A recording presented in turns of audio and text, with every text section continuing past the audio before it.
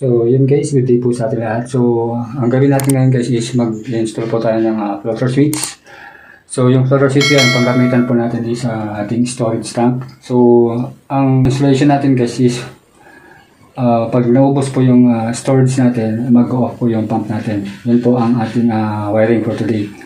So, dito po tayo kukuha ng ating supply sa ating storage papunta sa ating pump. Ayan.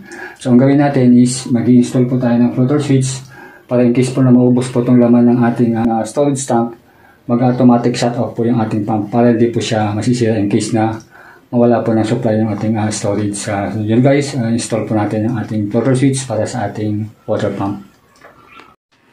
So ito po guys yung ating float switch. Ayan. So yun guys, install lang natin. So ito guys yung wire ng ating floater switch. So yung black guys is yung ating common. Tapos yung blue at saka brown, yan ang ating connection. So itong brown guys is, ang connection po nito is, pag pinagsama mo yung common mo na black is, tapos yung brown is, ang connection po nito guys is, sa wiring is, pag nakababa po tong float switch natin, kung nakaganyan, is mag-off po yung pump natin. Pero pag tumas naman siya guys, nakaganyan, so mag-on yung pump. Yun ang connection po natin dito sa black and brown. Kapag ang ginamit mo naman guys is black at saka blue, pag nakababa yung floater switch natin, nakababa, nakaganyan, is mag-on yung pump natin. Pag tumas naman siya, ang nakaganyan, is mag-off yung pump natin. Yun naman ang connection natin dito sa black at saka blue. So ngayon guys, ang gagamitin natin is yung black at saka brown. Para pag naubusan ng tubig yung pump natin, kapag nakaganyan, is mag-off yung pump natin.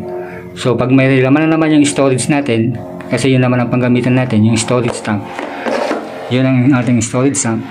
Kapag may laman na guys yung storage tank natin, pag umangat na to, yung floater switch natin, yun naman guys, mag-on na yung pump natin. Yun ang ating wiring ngayon. Yun ang i-connect natin sa ating water pump. Para guys, para magkakaroon po siya ng safety. Kasi minsan guys, pag naubusan po ang ating storage tank, minsan nag-on pa rin yung pump natin, dire-diretso siya. So yun kadalasan nasisira yung pump natin kasi wala na siyang mahigop na tubig. So tapos yung pump natin guys is continue yung kanyang on. So ngayon kailangan natin maglagay po ng ating floater switch para protection po niya. Wiring natin ngayon. Pag nag-wiring po tayo dito guys, ikakat lang natin ditong isang wire galing sa main. Ayan. Or either yung galing po sa load side, dito nyo pong tanggalin isang wire, tapos dito nyo po i-connect yung ating float switch. Yung black, dito nyo po siya ilalagay, tapos yung pag-return, pag yung tinanggal yung wire, doon nyo po siya i-splice. Ganun din guys dito sa ating source, pag tinanggal nyo po itong isang wire, tapos yung black guys is magiging dito nyo siya ilalagay sa source niyo, tapos yung sa may pinagtanggalan po ng wire, doon nyo po ikakabit yung isang wire, yung return po niya. Ayan. So ang connection natin guys para sa ating float switch is dito tayo kukuha sa load side. Ayan.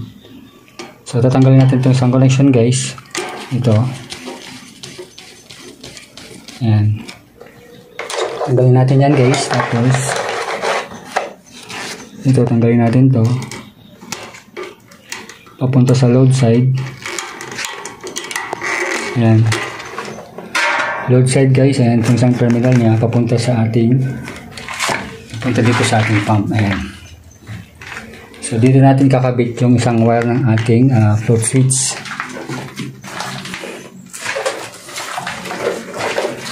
So ito po yung wire ng ating float switch guys. Yung black is dito natin siya ikakabit. Tapos yung brown, dito natin siya ikakabit guys. Ayan. So ayan, ikabit muna natin guys.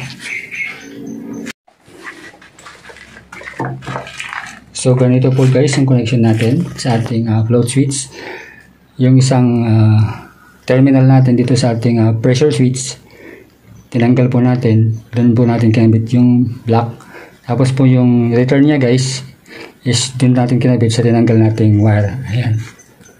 papunta sa ating pump. Yun ang connection ko guys. Ayan. Pwede naman dito guys sa isang wire, sa load side ay sa source, pwede rin dito sa isang wire dito.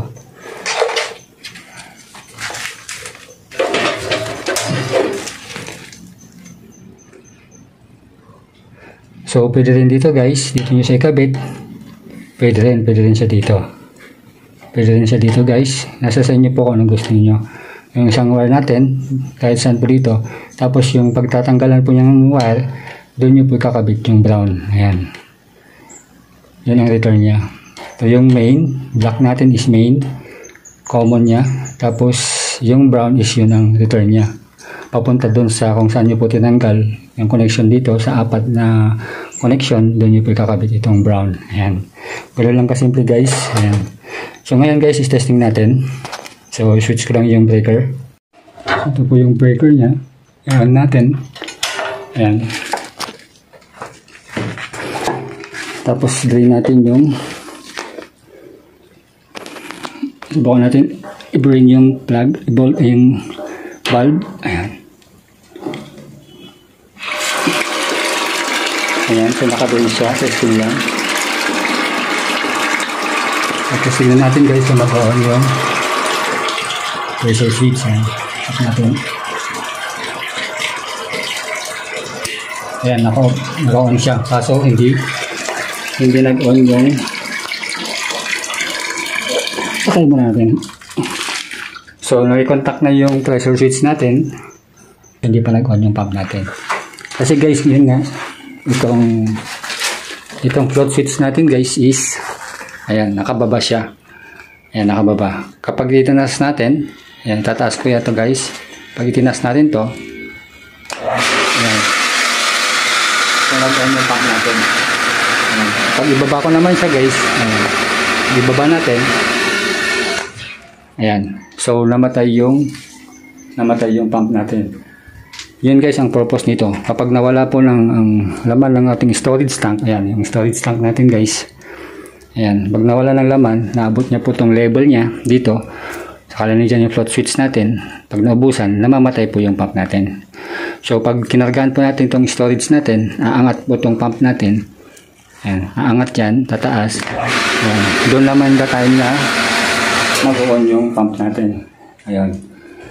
So, yun ang purpose nito guys, para safe po yung pump natin. Ayan, pag nagbumaba, ayan, namamatay po yung pump natin.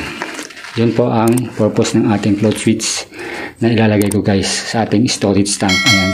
Kapag nabusan yung laman ng ating storage, off po yung pump natin. Pag umangat po itong float switch, doon lang time na mag-on po yung pump natin. So ayun guys, gano'n lang po ang pag-wiring ng ating float switch pag ginamit po natin sa ating storage tank.